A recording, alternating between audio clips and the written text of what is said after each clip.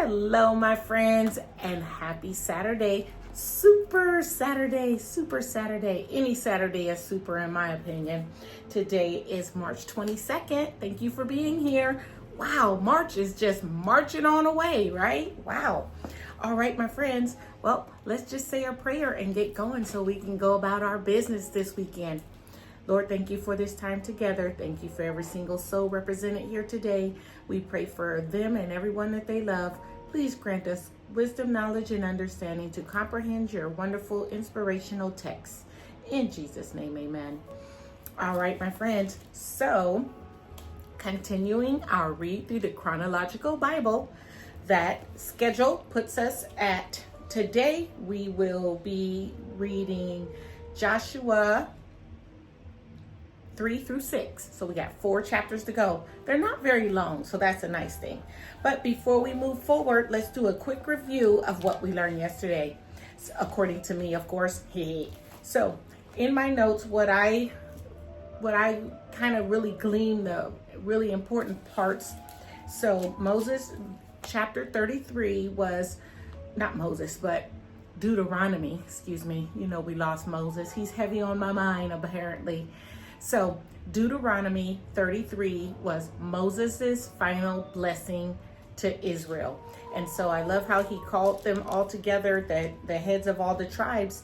And I wrote down, he shouted them out like it was a shout of sorts, what we would consider a shout out.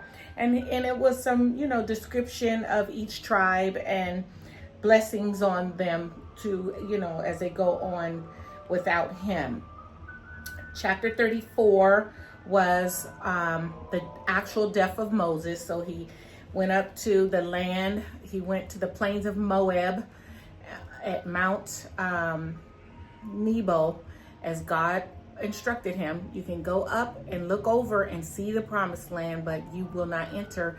And Moses, the servant of the Lord, there in the land of Moab, died according to the word of the Lord. And then God buried him in the valley in the land of Moab, opposite of Beth Peor, but no one knows the place of his burial till today. And I already kind of highlighted that yesterday, but that's pretty important. And, that's one of history's greatest mysteries. Where was Moses buried? All right. And so that concluded our chapter. That concludes the whole book of Deuteronomy. And one thing that I definitely want to just reread again because it's so poignant. 11 and 12, it says, "None like him for all the signs and the wonders that the Lord sent him to do in the land of Egypt to Pharaoh and to all his servants and to all in his land, and for all the mighty power and all the great deeds of terror that Moses did in the sight of Israel. And there had not risen a prophet since in Israel like Moses, whom the Lord knew face to face." That just sums it all up. Moses was just a really great leader, even though, he had some faults like we all do. But wow, he knew God face to face. I love Moses even more now, right? The baby in the basket. He lived to a ripe old 120 years old. Wow. And we learned it from our reading yesterday. We're lucky to get to 70. And we're really, really lucky, blessed, of course, to get to 80. And then everything past that is definitely a miracle, really. My Grammy lived to 99. Miracle. All right, friends. So, and then chapter 1 in Joshua was about Joshua taking command. And chapter 2, he sent spies out to spy out the land of Jericho. And Rahab, we met a prostitute yesterday, and she had an important role. She hid the 2 spies, and because she did that, she saved her whole family because, he promised her that if they get away, we'll protect you and your family. So leave the sign of the purple cord in your window or hanging out your door, and we'll pass over you when we come to take the land. So there's a war. There's a war of land coming up, and that's where we are today. So in our chronological read, we are starting with Joshua 3. and we're reading 3 through 6. Joshua chapter 3. Israel crosses the Jordan. Then Joshua rose early in the morning, and they set out from Shittim, and they came to the Jordan, he and all the people of Israel, and lodged there before they passed over. At the end of 3 days, the officers went through the camp and commanded the people, as soon as you see the ark of the covenant of the Lord your God being carried by the Levitical priests, then you shall set out from your place and follow it. Yet there shall be a distance between you and it, about 2,000 cubits in length. Do not come near it, in order that you may know the way you shall go, for you have not passed this way before. Then Joshua said to the people, consecrate yourselves, for tomorrow the Lord will do wonders among you. And Joshua said to the priests, take up the ark of the covenant and pass on before the people. So they took up the ark of the covenant and went before the people. 7. The Lord said to Joshua, today I will begin to exalt you in the sight of all of Israel, that they may know that as I was with Moses, so I will be with you. And as for you, command the priests who bear the ark of the covenant, when you come to the brink of the waters of the Jordan, you shall stand still in the Jordan. And Joshua said to the people of Israel, come here and listen to the words of the Lord your God. And Joshua said, here is how you shall know that the living God is among you, and that he will without fail drive out from before you the Canaanites, the Hittites, the Hivites, the Perizzites, and the Girgashites, the Amorites, and the Jebusites. Behold, the ark of the covenant of the Lord of all the earth is passing over before you into Jordan. Now take 12 men from the tribes of Israel, from each tribe a man. And when the soles of the feet of the priests bearing the ark of the Lord of all the earth, shall rest in the waters of the Jordan, and the waters of the Jordan shall be cut off from flowing, and the waters coming down from above shall stand in one heap. So when the people set out from their tents to pass over the Jordan, with the priests bearing the ark of the covenant before the people, as soon as those bearing the ark had come as far as the Jordan, and the feet of the priests bearing the ark were dipped in the brink of the water, the waters coming down from above stood and rose up in a heap very far away at Adam, the city that is beside Zetharan, and those flowing down towards the sea of Arabah, the salt sea, were completely cut off, and the people passed over opposite Jericho. Now the priest bearing the ark of the covenant of the Lord stood firmly on dry ground in the midst of the Jordan, and all Israel was passing over on dry ground until all the nation finished passing over the Jordan. Wow. So God exalted Joshua in front of everybody and allowed him to perform this great miracle of the Jordan River being basically parted so they can cross through it. So that's all I'm going to say, because I want to kind of study that a little bit before I say more about it. But I am going to say the biggest thing I remember from Joshua was that he won the battle of Jericho. And they surround the cities and the trumpets and the walls come tumbling down. I don't recall hearing much about this miracle at the Jordan River. So that's just a little side thought I thought. And again, that leads back to why this is so important, reading the Bible in chronological order and just studying the Bible in this way. So thanks for coming along on this journey. Like I say, personally, I'm definitely learning more. The things that I thought I knew, things that I forgot that I knew. It's a great journey. So anyway, Joshua, 4th chapter. 12 memorial stones from the Jordan.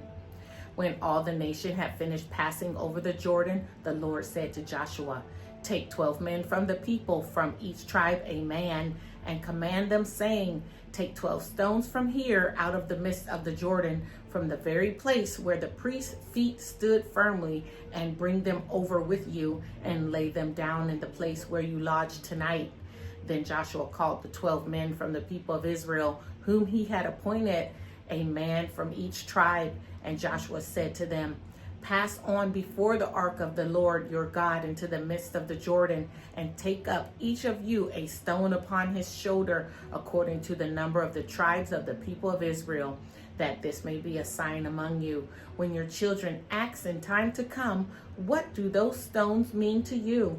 Then you shall tell them that the waters of the Jordan were cut off before the ark of the covenant of the Lord. When it passed over the Jordan, the waters of the Jordan were cut off. So these stones shall be to the people of Israel a memorial forever. You know, I'm going to Google that and see if the 12 stones of Jordan River is still around. Post a picture or tell me something if you already know. Verse 8. And the people of Israel did just as Joshua commanded, and took up 12 stones out of the midst of the Jordan, according to the number of the tribes of the people of Israel, just as the Lord told Joshua. And they carried them over with them to the place where they lodged, and laid them down there. And Joshua set up 12 stones in the midst of the Jordan, in the place where the feet of the priests bearing the ark of the covenant had stood. And they are there to this day. That might answer my question. And they are there to this day. I wonder if they're still there. I can't wait to know. Verse 10. For the priest bearing the ark stood in the midst of the Jordan until everything was finished, that the Lord commanded Joshua to tell the people according to all that Moses had commanded Joshua. The people passed over in haste.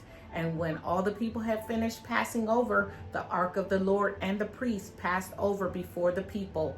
The sons of Reuben, the sons of Gad, and the half-tribes of Manasseh passed over armed before the people of Israel.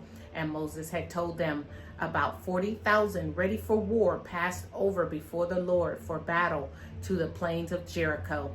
On that day, the Lord exalted Joshua in the sight of all of Israel, and they stood in awe of him, just as they had stood in awe of Moses all the days of his life. 15. And the Lord said to Joshua, command the priests bearing the ark of the testimony to come up out of the Jordan. So Joshua commanded the priests, come up out of Jordan.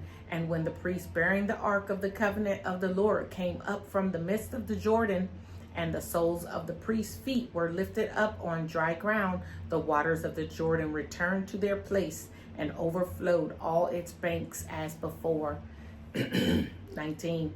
The people came up out of the Jordan on the 10th day of the first month, and they encamped at Gilgal on the east border of Jericho. And those 12 stones which they took out of the Jordan, Joshua set up at Gilgal. And he said to the people of Israel, when your children ask their fathers in times to come, what does this mean? Then you shall let your children know. Israel passed over this Jordan on dry ground.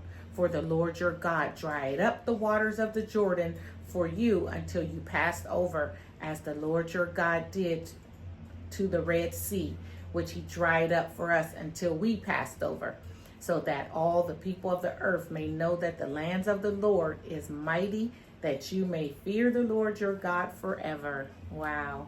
So just as Moses had that miracle at the Red Sea, and they were, in awe of him, because that's amazing, Joshua was blessed with the same type of miracle to perform to the children of Israel, and they stood in awe of him as well. All right, good. 2 more to go. It's a lot of reading today. Pardon me. Hold on. Still drinking coffee this late in the day. Whew, I ain't gonna get no sleep tonight. Joshua 5th chapter. The new generation circumcised. As soon as all the kings of the Amorites who were beyond the Jordan to the west, and all the kings of the Canaanites who were by the sea, heard that the Lord had dried up the waters of the Jordan for the people of Israel until they had crossed over, their hearts melted, and there was no longer any spirit in them because of the people of Israel. I can't wait to review this for tomorrow, but they're terrified. They're like, we heard of this nation. We know about these people. We've heard of the battles that they fought on their way there. So they're infamous already. And now that they crossed the Jordan and now they're coming into their land, it says they no longer had any spirit in them They're terrified. They're like, what's going to happen? All right, verse 2. At that time, the Lord said to Joshua, make flint knives and circumcise the sons of Israel a second time. So Joshua made flint knives and circumcised the sons of Israel at Gilbeth Haraloth. And this is the reason why Joshua circumcised them. All the males of the people who came out of Egypt, all the men of war had died in the wilderness on the way after they had come out of Egypt. Though all the people who had come out had been circumcised, yet all the people who were born on the way in the wilderness after they had come out of Egypt had not been circumcised. For the people of Israel walked 40 years in the wilderness until all the nation, the men of war who came out of Egypt, perished, because they did not obey the voice of the Lord. The Lord swore to them that he would not let them see the land that the Lord had sworn to their fathers to give to us, a land flowing with milk and honey. So it was their children whom he raised up in their place that Joshua circumcised, for they were uncircumcised because they had not been circumcised on the way. That's a very clear reason why, right? Explanation, very clear explanation. Thank you. 8. When the circumcising of the whole nation was finished, they remained in their places in the camp until they were healed. And the Lord said to Joshua, today I have rolled away the reproach of Egypt from you. And so the name of that place is called Gilgal to this day. Something else I'm going to Google, Gilgal, because they were all circumcised there. Wow. And you can imagine, they're not babies. So this is grown men being circumcised, little boys, newborn babies, all the offspring of the children of Israel who was in Israel as slaves and came out, all of their kids.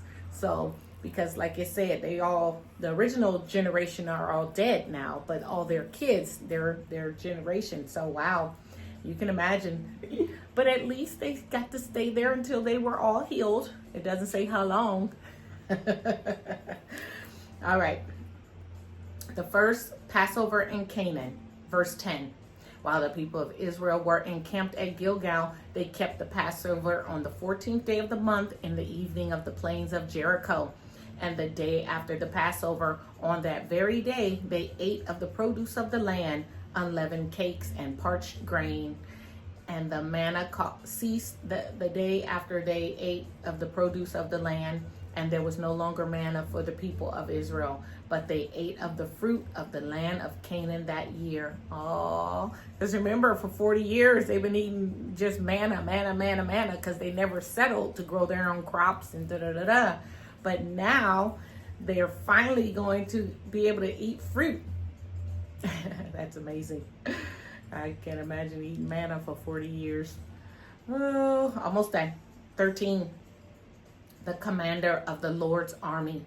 When Joshua was by Jericho, he lifted up his eyes and looked, and behold, a man was standing before him with his drawn sword in his hand. And Joshua went to him and said to him, are you for us or for our adversaries? And he said, no, but I am the commander of the army of the Lord. Now I have come. And Joshua fell on his face to the earth and worshipped and said to him, what does my Lord say to his servant? And the commander of the Lord's army said to Joshua, take off your sandals from your feet, for the place where you are standing is holy ground. And Joshua did. So it makes me wonder if this is God, God form, because he says, I'm from the Lord's army. And he told him basically he gotta, bow down to him to a certain extent. He said, take off your sandals from your feet, for the place where you're standing is holy. And he did so. So, I kind of get this vision of someone sent by God, a spiritual person, not just somebody that lives around there. It's someone like an angel of the Lord. A really fierce angel. He's the commander of the Lord's army. All right, Joshua 6. This is our last chapter. The fall of Jericho. Now Jericho was shut up inside and outside because of the people of Israel. None went out and none came in. And the Lord said to Joshua, See, I have given Jericho into your hand with its king and mighty men of valor. You shall march around the city, all the men of war going around the city once. Thus shall you do for 6 days. 7 priests shall bear 7 trumpets of ram's horns before the ark. On the 7th day you shall march around the city 7 times, and the priests shall blow the trumpets. And when they make a long blast with the ram's horn, when you hear the sound of the trumpet, then all the people shall shout with a great shout, and the wall of the city will fall down flat, and the people shall go up, everyone straight before him. So Joshua the son of Nun called the priests and said to them, Take up the ark of the covenant, and let 7 priests bear 7 trumpets of ram's horns before the ark of the Lord. And he said to the people, Go forward, march around the city, and let the armed men pass on before the ark of the Lord. And just as Joshua had commanded the people, the 7 priests bearing the 7 trumpets of ram's horns before the Lord went forward, blowing the trumpets, with the ark of the covenant of the Lord following them. The armed men were walking before the priests who were blowing the trumpets, and the rear guard was walking after the ark, while the trumpets blew continually. But Joshua commanded the people, You shall not shout or make your voice heard, neither shall any word go out of your mouth until the day I tell you to shout. Then you shall shout. So he caused the ark of the Lord to circle the city, going about it at once, and they came into the camp and spent the night in the camp. Then Joshua rose early in the morning, and the priests took up the ark of the Lord, and the 7 priests bearing the 7 trumpets of ram's horns before the ark of the Lord walked on, and they blew the trumpets continually, and the armed men were walking before them, and the rear guard was walking after the ark of the Lord, while the trumpets blew continually. And the 2nd day they marched around the city once and returned into the camp. So they did for 6 days. 15. On the 7th day they rose early at the dawn of the day and marched around the city in the same manner 7 times. It was only on that day that they marched around the city 7 times. And at the 7th time, when the priests had blown the trumpets, Joshua said to the people, Shout, for the Lord has given you the city. And the city and all that is within it shall be devoted to the Lord for destruction. Only Rahab the prostitute and all who are with her in her house shall live, because she hid the messengers whom we sent. But you kept yourselves from the things devoted to destruction, lest when you have devoted them, you take any of the devoted things and make the camp of Israel a thing for destruction and bring trouble upon it. 19. But all silver and gold and every vessel of bronze and iron are holy to the Lord. They shall go into the treasury of the Lord. So the people shouted, and the trumpets were blown. As soon as the people heard the sound of the trumpet, the people shouted a great shout, and the wall fell down flat, so that the people went up into the city, every man straight before him, and they captured the city. Then they devoted all in the city to destruction, both men and women, young and old, oxen, sheep, and donkeys, with the edge of the sword. 22. I lost my place. Sorry about that. Hang on, y'all. I'm using my tablet, so I hit something and it went out. I did hear myself. I was on 22. There it is. But the 2 men who had spied out the land, Joshua said, Go into the prostitute's house and bring out from there the woman and all who belong to her, as you swore to her. So the young men who had been spies went in and brought out Rahab and her father and her mother and her brothers and all who had belonged to her. And they brought all her relatives and put them outside the camp of Israel. And they burned the city with fire and everything in it. Only the silver and gold and the vessels of bronze and of iron they put into the treasury of the house of the Lord. But Rahab the prostitute and her father's household and all who belonged to her, Joshua saved alive. And she has lived in Israel to this day, because she hid the messengers whom Joshua sent to spy out Jericho. 26. Joshua laid an oath on them at that time, saying, Cursed before the Lord be the man who rises up and rebuilds this city Jericho. At the cost of his firstborn shall he lay its foundation, and at the cost of his youngest son shall he set up his gates. So the Lord was with Joshua, and his fame was in all the land. Aw, aren't you so proud of Joshua? Aw, our fearless, newly appointed leader. Aw. All right, friends. Well, I won't summarize any of that. I'll just get us on out of here for today. Thank you so much for your time. Go and have a great Super Saturday, and I hope to see you tomorrow. All right. Bye.